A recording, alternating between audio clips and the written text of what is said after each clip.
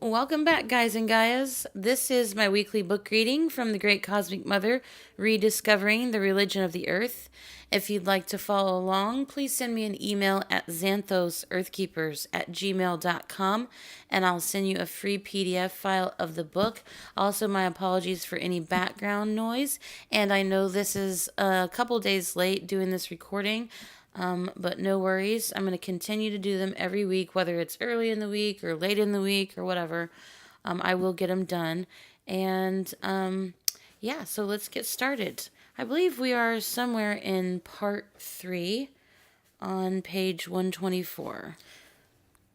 Earth Spirit, Serpent Spirals, and Blind Springs. To all ancient people, the earth was alive. A great animal inhabited by a life spirit or soul substance. All phenomena were manifestations of this divine force, and after death all forms returned to this source before passing into another animate existence, which I don't believe that. The earth spirit was the central transformer of all life energies into the multiplicity of life forms, all protoplasmically connected with each other as in the same body, the same imagination.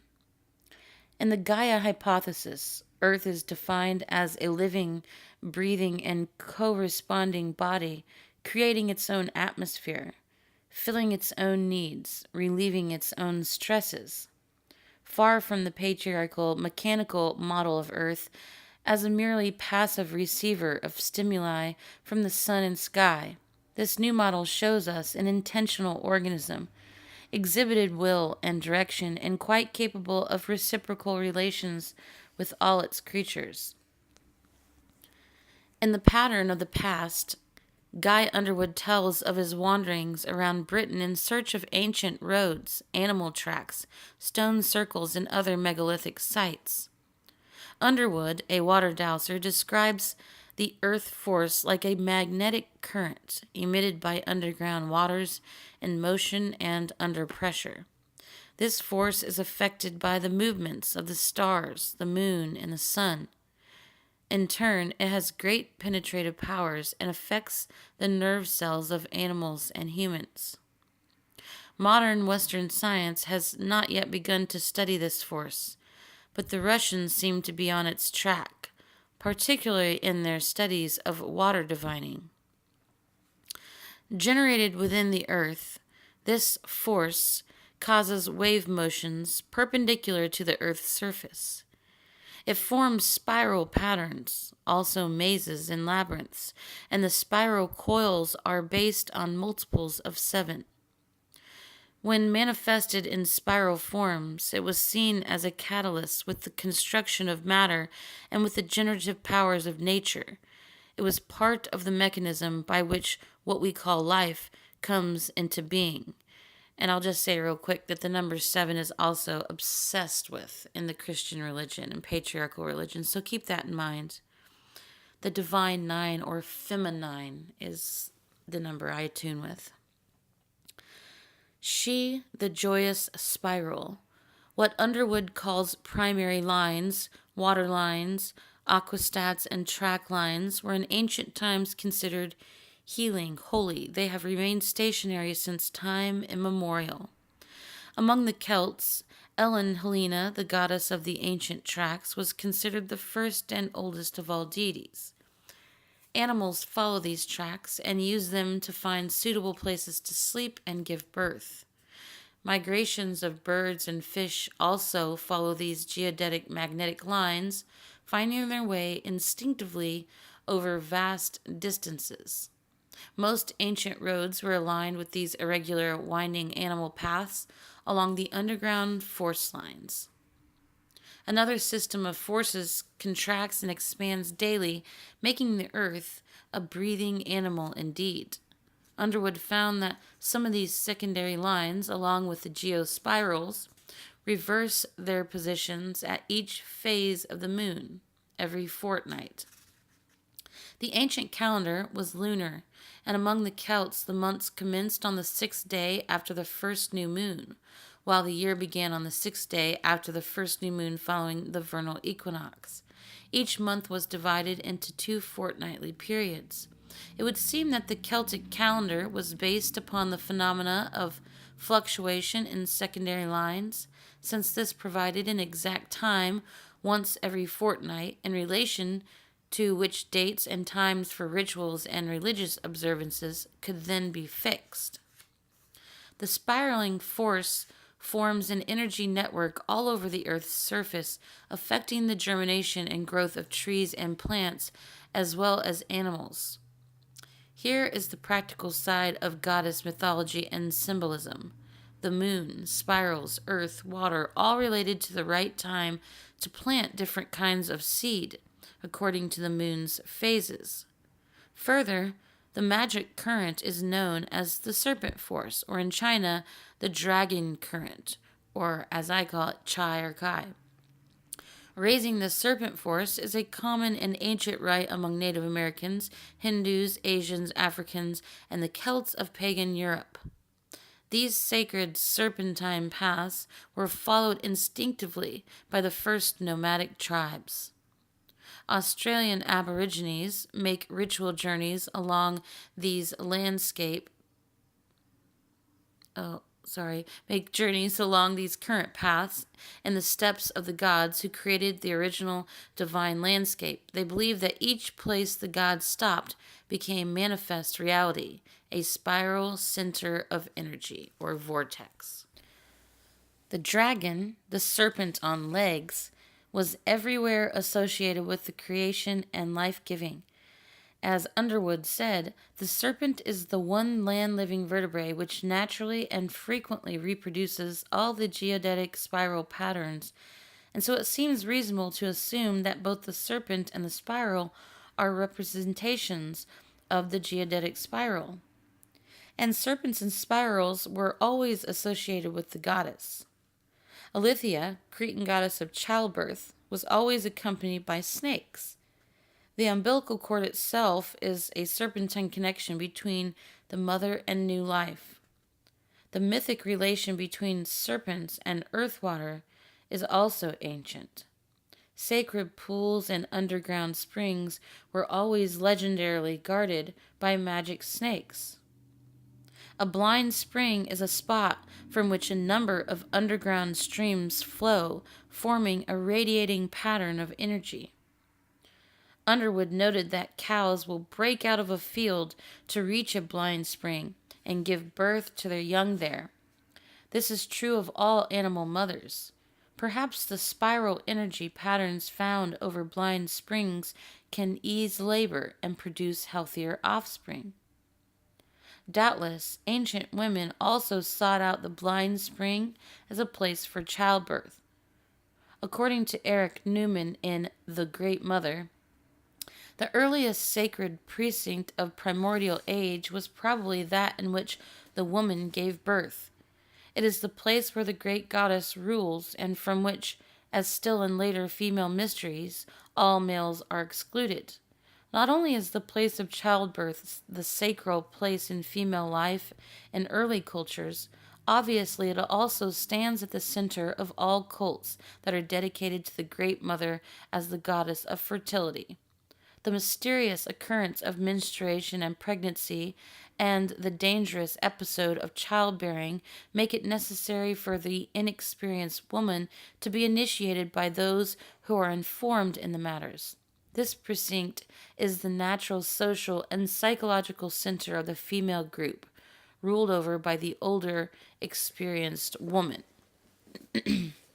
which in these days we live in, the older, experienced woman is not really common. So age is, I don't agree with that now. Lots of stupid old people out there. Anyway, the blind spring was the esoteric center of the old religion, as well as being the physical center of its monuments. It was holy, healing ground, a place of harmonious power where the goddess dwelt. Blind springs were found at the center of every prehistoric temple, as well as every medieval church in Britain and Europe, according to Underwood. Gates of cities and temples were also set over blind springs, giving divine protection to those entering and leaving. Holy, healing, and oracular wells were sunk on blind springs, and the most ancient cities of the Near East, such as Jericho and Catalhayuk, were built over such sacred wells. The subterranean well water was medicinal for a short season each year, when the animated spirit traveled through like an electrical current. Stones placed nearby probably served as storage batteries for its magnetic energies. The ancient idea of divine protective sanctity was expressed by encirclement. Monuments were enclosed by protective underground spirals mirrored above ground in the foundation maze or labyrinth. All burial places were surrounded by underground streams. In mythology and fairy tale, all magic castles are surrounded by a circular moat or a rushing stream, and no magic rite can safely occur unless first a protective circle is drawn around it and the participants. There is a general association of important prehistoric sites, geodetic lines, and underground water. And it could just be genetic memory of us trying to worship the earth in the midst of patriarchal colonizations and conquerings. Anyway, Guy Underwood was a water diviner. This art, along with geodesy, which is measurement of the earth's surface, was part of the training of Celtic druids. It was also practiced by Scythian Inaris, who were legendarily hermaphrodites. They wore women's clothes and received their gifts of divination from Aphrodite. The Druids prophesied with the aid of willow wands, a tree sacred to the moon goddess. The Inaris with a wand made from yew or mountain ash, trees sacred to the death goddess. Both willow and yew are used in water divining, and that's yew as in Y-E-W. John Mitchell in The Earth Spirit theorizes that a stream of life-giving magnetic current passes through the land once a year following certain paths, the season determined by positions of the stars. Legendarily, this super energy transit was described as the god passing through.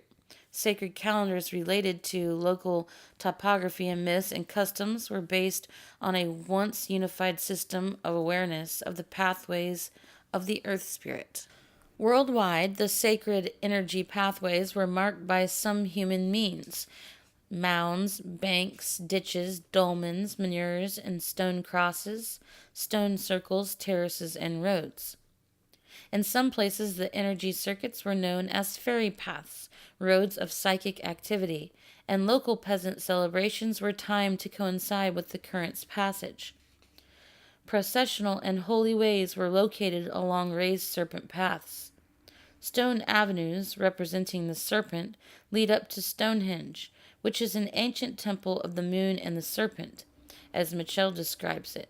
The mercurial earth current glides toward it like a serpent toward an egg, moving through the earth's crust. And I'll just say, you might want to check out the new findings they've discovered about Stonehenge. It's actually not a very pleasant thing to read about, based on how they buried, what they did to women and children, and how they buried the men. So, if I can remember, I'll put a link in the description on that.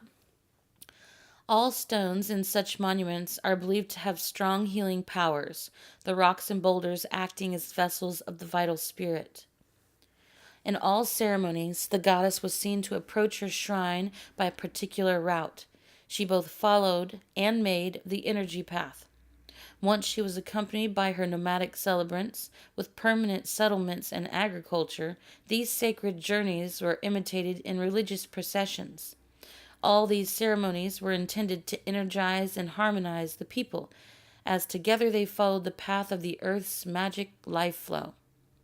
And this is the real difference between ancient science and modern. Modern technologies tend to cut across the lines of the earth force, arbitrarily and unconsciously separating human activities from the energy radiations of the earth, and so setting humans and earth against each other in a force field of antagonistic vibrations. The old science and technology found ways to locate and tap the Earth's natural force flow, integrating human and Earth energies through ritual in a strong, harmonious field. The operating principle of the ancient beliefs was the analogy between macrocosm and microcosm. What was true of the earth body was also true of the bodies of all creatures on earth. And so, analogous with the ancient science of geomancy, is another ancient technique, acupuncture. As Michel writes, Chinese acupuncture treats the human body by regulating the currents of vital energy that flow through the skin, as the geomancer treats the body of the earth. That's interesting. So let me say that again. As Michel writes, Chinese acupuncture treats the human body by regulating the currents of vital energy that flow through the skin, as the geomancer treats the body of the earth. Kirlian photography has shown that all the ancient acupuncture points are identical with points of great energy explosion on the skin's surface. We will find ways to take Kirlian photos of the whole earth body, the globe's etheric body, and perhaps learn again to follow the energy charged serpent paths to benefit of all life. It is cosmos to those who know the way, and chaos to those who lose it. Underground Caverns and Alchemic Mysteries, page 131. The power and effectiveness of shamans, witches, sibyls, druids, emerges from their ability to communicate with the non-human, extraterrestrial or subterranean forces, and the spirit world of the dead. The megalithic chambers of Malta and Gaza were places of such communication. And in Britain also there are rumored to be subterranean caverns, chambers of initiation and incantation under Stonehenge, Glastonbury, Tor, and other stone monuments. Underground chambers called foguas or sutorians are often found within enclosures of ancient villages in the western parts of Britain and especially in Ireland. There is much speculation about their purpose. Three-dimensional underground mazes, called weems, were built by the ancient Picts of Scotland. The word weem relates to the word wamba, cave, and also wame, womb. The Old English word for womb is wambe, or wambe, W-A-M-B-E. The mysterious Tuatha De Danann, children of the goddess Danu, knew all the magical arts, which they brought to Ireland. Driven underground by later Celtic invasions, they were still believed to dwell in earth mounds and are the Irish fairies who serve as communicators of energy between the mortal and invisible worlds. All prehistoric monuments in Britain and globally are associated with the cult of the dead, a very exact ancient science of spiritual invocation and conscious direction of natural forces. The Irish fairy realm is the other world of the Mexican Nagual, the dream time of Australian Aborigines, the summerland of the immortal dead who live on in other dimensions of our total reality. Of course, like I said, I don't believe in that. I believe in absolute straight reincarnation right here on Earth. So, where were we? Sorry, I had to move my leg. I'm sitting here trying to get comfortable while I read. Let me find my place again. Oh, the Irish fairy realm is the other world of the Mexican Nagual, the dream time of Australian Aborigines, the summerland of the immortal dead who live on in other dimensions of our total reality. It is the potentia of all possible energy and form. The Tuatha De Danann were also called Aes City, Sidha, or city, pronounced she, as in Gaelic word meaning fairy mound or realm of the magical powers, and it no doubt corresponds to the Hindu yogic term, I was thinking that too, Hindu Sidhu, which also means magical or occult powers. Oh my gosh, that's so interesting. Okay, so that gives me something else to study later. Far from being crude and carnal, as Christianity has labeled paganism, the sacred mysteries of antiquity were of subtle psychic nature, introducing initiates into the invisible world by means of heightened consciousness. In these rites, the human psyche experienced physical death and the transcendent state of future being. And I'll just say, even if you read this book once or you read it in parts, you're going to want to have to go back and reread it again and again and again. Because there's so much in it. There's so much valuable information in this book. Even if I don't agree with, all of it entirely. I love it. It's my favorite book in the world. Okay, reading starting at the top of page 132. The mysterious were enacted in underground chambers from which all light was excluded, built to focus the earth's powerful energies on the chamber and its occupants. Behind this animated current is the mystery hinted at the catacombs of Eleusis that may not fully be comprehended within the natural limits of human experience. As the child is conceived within the mother's womb, so is the spirit conceived within the subterranean depths. Recent experiments conducted in caves suggest that conditions for ESP, telepathy, precognition, clairvoyance, are more favorable in an underground environment. Perhaps the moist earth wholly surrounding such caverns dampens the electromagnetic radiation with which the brain is normally bombarded, allowing the psyche to receive other transdimensional radiations. Or it could just be blockage from industrialized chaos we live in today. Anyway, at any rate, as John Mitchell writes, the oldest branch of alchemy was concerned to bring about the earthly paradise through the fruitful union of cosmic and terrestrial forces. Alchemy, geomancy, astrology were originally united in a system that recognized correspondences between planetary influences and the spirit of the earth's metals. Very interesting.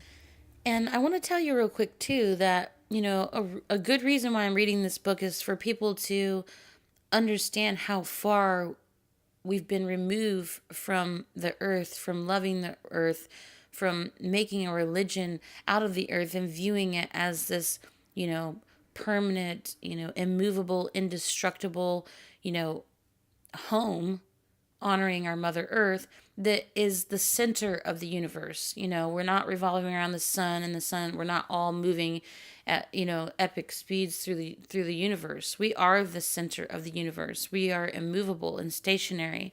And that's why, I'm a flat earth believer, because I believe all original ancient earth religions or goddess worships, whatever you want to call them, were flat earth based. They weren't heliocentric, and they also were not geocentric, although I think later ones became geocentric and then heliocentric at last. Alchemy was a major continuation of the ancient mysteries and their symbols. The dragon in alchemy represents the flame of spirit, and the dragon's fiery breath signifies transmutation of matter through intense heat. The philosopher's stone was the mystic condition through which all things could be transformed. All modern chemistry has its roots in both practical and philosophical alchemy. Some kind of atomic theory was known to the ancients who, working always by analogy, believed in total correspondence between material and psychic processes, and thus their mutual influence and interaction. In Egypt, and as late as Roman rule, many of the renowned inventions within the science of alchemy were created by women. Maria the Jewess, in particular, circa 1st century BC, invented practical instruments for laboratory research, including the alchemical still. She is credited with improving all the essential appliances that would be necessary to alchemical and chemical research for the following 2,000 years. What we have left of alchemy, in addition to modern chemistry, are its symbols of psychic death, change, and rebirth through the process of alternating fusion and dissolution of opposite elements. This is a psychic rite, an earth spirit ritual, retaining much of the ancient goddess mysteries in distilled form with each individual psyche. The tarot cards also retain a pictorial record of these ancient rites of transformation and their process symbols. And speaking of tarot card, real quick, if you think of tarot as in tarot, Tarot, but if you put an H on that, tarot, ash tarot. And if you look up like Ishtar, Ashtoreth, it's actually spelled that way, Ashtarot, as in tarot. So I found that pretty interesting. Page 133. The goddess at Avebury in Britain. Or Britain. My husband says Britain. Some people say Britain. Avebury on the Wiltshire Downs in the south of England was the sacred center of megalithic culture in Britain. Avebury's stone culture is the largest yet found in England. It dwarfs Stonehenge. There are 77 other stone circles or henges dated from the late Neolithic and early Bronze Age. Avebury was built by pre-Celtic people living in a farming community circa 2600 BC. For thousands of years before its construction, the entire landscape of the surrounding area, stretching for about 37 miles, had been seen as the outline of the body of the goddess. Every hill, mound, stone, and long barrow was believed to form part of her maternal body. The 3 stone circles at the Causewayed Camp at Windmill Hill nearby predated Avebury by more than 600 years. Excuse me. And I live in Illinois, so I'm feeling like my nose is getting plugged up right now and allergies. I'm going to take a drink real quick. I'm not even going to pause it. So I love my Polar Pop from the gas station. I love those things. They're like my favorite. Besides ice cold water. Oh my gosh, I love ice cold water. The Avebury monuments, which include Silbury Hill and West Kennet Long Barrow, and man, some of these things that I have to pronounce are outrageous, so forgive me if I make mistakes. If I got to read this much, I'm bound to make some errors. These form a condensed sequence of visual sculpted images within the center of the larger and more ancient presence. They express together journeys of cosmic range and the entire yearly agricultural cycle within the space of 3 fields. And she's talking about the 3 stone circles at the Causeway Camp and Windmill Hill nearby Avebury. The monuments were aligned within the pubic triangle of 2 rivers meeting. These rivers were seen as superhuman bloodstreams gushing from the earth womb of the goddess. Wow. Here, every year anew, the goddess was born, grew into maiden and lover, became mother, and finally, the old hag of death. The temples were her seasonal reality, and the people moved with her from place to place in rhythm with the changing farming year. The winter goddess lived on in folk memory as Black Annis. She was remembered as a great mountain builder and was a gigantic hag. There are also sacred hills in Ireland named for her, the Paps of Anu, or Anu's breast. Pervading all the earthworks and stoneworks of Avebury was the desire to be close to the earth. Now, I can agree with that. The people drew strength from her in birth, in life, and in death, and I can also agree with that. The monuments could clearly not have been built with slave labor, but were the love labor of farmers, women, and men who were in tune with great psychic physical powers. To carry through such a task, they lived a peaceful existence. Perhaps natural magic energy was released from the earth and used on an everyday basis by the people. I really love all that. Ancient myths of the dragon serpent guarding a mysterious and symbolic treasure perhaps refer to lost secrets of crop fertility, a hidden power running in fertility currents through the countryside. The story goes that anyone who tastes the dragon's blood becomes at one with nature. You don't have to taste blood to become at one with nature. Wake up. Sorry. And forever understands the songs of birds. Perhaps this is the bloodstream of the mother gushing from the earth at sacred wells. See, it's all about blood gushing. The ancients knew that some wells and stones, drunk or touched or embraced in a certain way and at certain times of the year, could regenerate and revitalize people and animals. Sacred stones seem to contain and emit a force that periodically waxes and wanes. Beneath each active standing stone there appears to be a crossing of underground water streams.